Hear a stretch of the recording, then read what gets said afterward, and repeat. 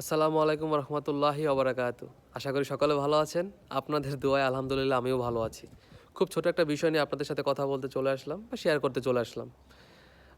বিষয়টা হচ্ছে যে মানব জীবনের এক্সপায়ার ডেট খুবই সীমিত। এই সীমিত সময়ের মধ্যে আসার সিরিয়াল আছে কিন্তু যাওয়ার কোনো সিরিয়াল নেই। কেউ আগে যাচ্ছে, কেউ পরে যাচ্ছে। ঠিক আছে? আসার কিন্তু সিরিয়াল আছে কিন্তু যাওয়ার সিরিয়াল নেই। তো এই ছোট মানব জীবনে তাও আমাদের কত শখ, ইচ্ছা, আশা অনেক কিছুই থাকে। ঠিক আছে? এর মধ্যে হিংসা, প্রতিহিংসা, অন্যের ক্ষতি, অন্যের বিপদ চাওয়া আরও অনেক কিছু থাকে। ঠিক আছে? আমি মনে করি নিজে ব্যক্তিগতভাবে যেটা মনে করি যে এগুলো সব কিছু থেকে না বিরত থাকলেই মনে হয় যে জীবনটা খুব সুন্দর। ঠিক আছে?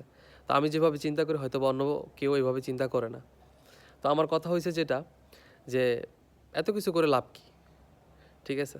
যার যার স্থান থেকে, যার যার ব্যক্তিগত পার্সোনাল স্থান থেকে বা ব্যক্তিগত দিক থেকে এগুলো থেকে যদি বিরত থাকা যায়, আসলে জীবনটা খুব সুন্দরভাবে উপভোগ করা যায়।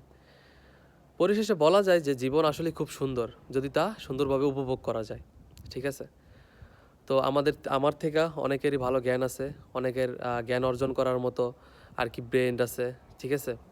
তো আমি সেই সব বিষয়ে কথা বলতে চাই না। আবার অনেকে মন্তব্য করতে পারেন যে, "আগে তোমার দিক থেকে তুমি সতর্ক হও, আগে তোমার দিক থেকে তুমি ভালো হও বা আগে তোমার দিক তুমি চিন্তা করো।" ঠিক আছে? আপনাদের মন্তব্য আমি মেনে নিলাম বা আপনার মন্তব্য অনেকে করতে পারেন বা আমার সাথে যাদের সুপরিচয় বা সুসম্পর্ক তারা হয়তোবা অনেকে বলতে পারেন, "পান্না কি মনে করবো?" এইজন্য মন্তব্য করতে নাও পারেন। ঠিক আছে?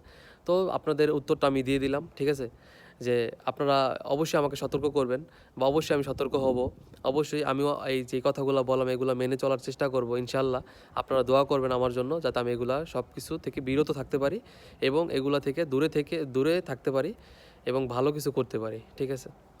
তো এইজন্য আপনাদেরকেও বলা যে আপনারা এটা স্মরণে রাখবেন। ঠিক আছে? তো সবাই ভালো থাকবেন, সুস্থ থাকবেন। আসসালামু আলাইকুম। তো এগুলা থেকে বিরত থাকার চেষ্টা করবেন। আল্লাহ হাফেজ।